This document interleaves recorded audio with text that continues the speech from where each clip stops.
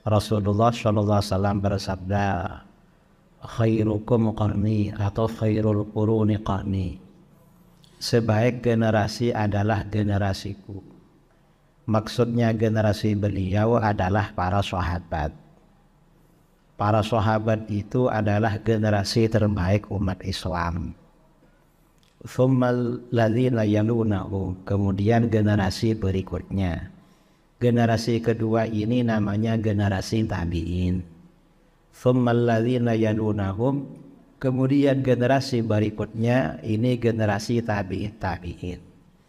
Nah, 3 generasi ini yang diistilahkan oleh para ulama kita dengan istilah generasi salaf.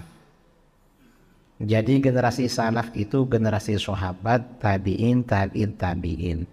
Setiap generasi lamanya 100 tahun. Karenanya kata para ulama, generasi salaf itu generasi sejak masa Rasulullah SAW sampai tahun 300 Hijriyah. Tahun 301 sampai sekarang itu bukan salaf lagi, tapi generasi khalaf. Nah, karena generasi sahabat itu generasi terbaik, maka bagaimana umat Islam ini diperintahkan mengikuti para sahabat.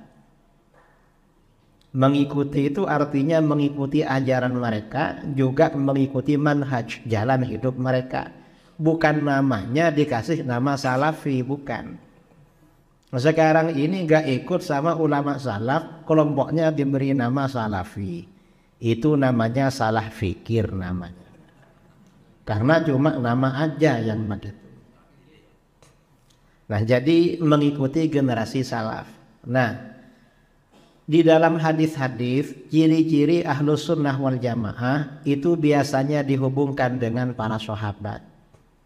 Misalnya hadis riwayat Imam At-Tirmidzi ketika Rasulullah SAW bersabda, "Sataftariqu ummati ala 73 millah, kulluha finnar illa millatan wahidah." Umatku akan pecah menjadi 73 golongan. Semuanya masuk neraka kecuali satu yang selamat. Para sahabat bertanya, "Man hiya ya Rasulullah?" Siapa satu golongan yang selamat itu wahai Rasulullah? Rasulullah menjawab, "Ma ana alaihi wa ashabi." Golongan yang mengikuti ajaranku dan ajaran para sahabatku. Jadi golongan selamat ini pengikut ajaran Nabi dan ajaran para sahabat. Kelak golongan ini diberi nama golongan ahlus sunnah wal jamaah. Ahlus sunnah itu pengikut sunnah Rasul, jamaah itu artinya pengikut jamaah para sahabat. Ini siapa? Ya golongan kita. Kemudian di dalam hadis ini disebutkan generasi berikutnya ini aneh-aneh.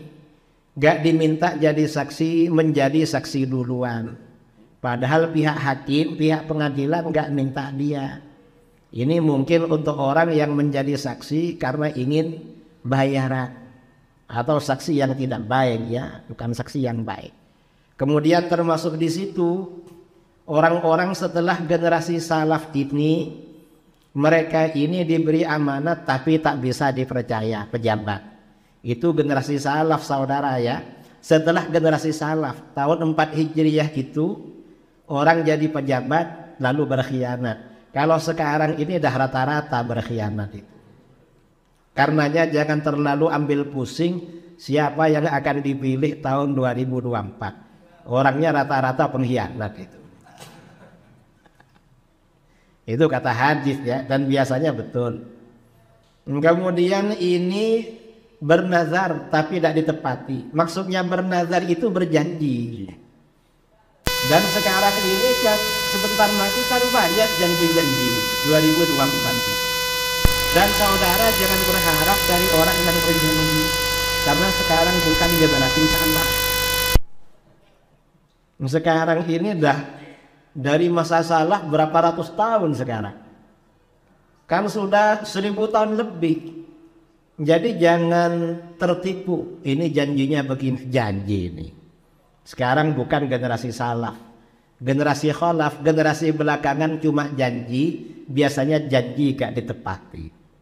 Karenanya jangan bilang itu bohong, gak menepati. Memang semuanya rata-rata begitu sekarang. Ini bukan generasi salaf. Kemudian ini muncul gejala gemuk. Maksudnya gejala gemuk, banyak orang lupa akhirat. Pikirannya agak susah. Senang makan terus, senang makan, pikirannya agak susah. Gak susah mikiri akhirat. Yang susah itu mikiri makan sekarang. Karenanya banyak orang itu ibadahnya kurang. Banyak tidur, banyak makan, akhirnya gemuk. Kalau orang-orang dulu jarang tidur, jarang makan. Jarang tidur, jarang makan, makanya sehat-sehat. Hati-hati dengan gemuk, karena gemuk itu tidak sehat.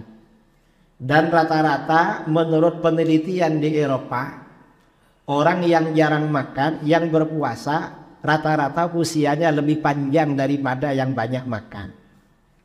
Terutama yang gemuk-gemuk itu. Karenanya mulai sekarang perlu rajin-rajin puasa, punya uang tabungkan, kalau dah banyak sumbangkan ke pondok-pondok itu.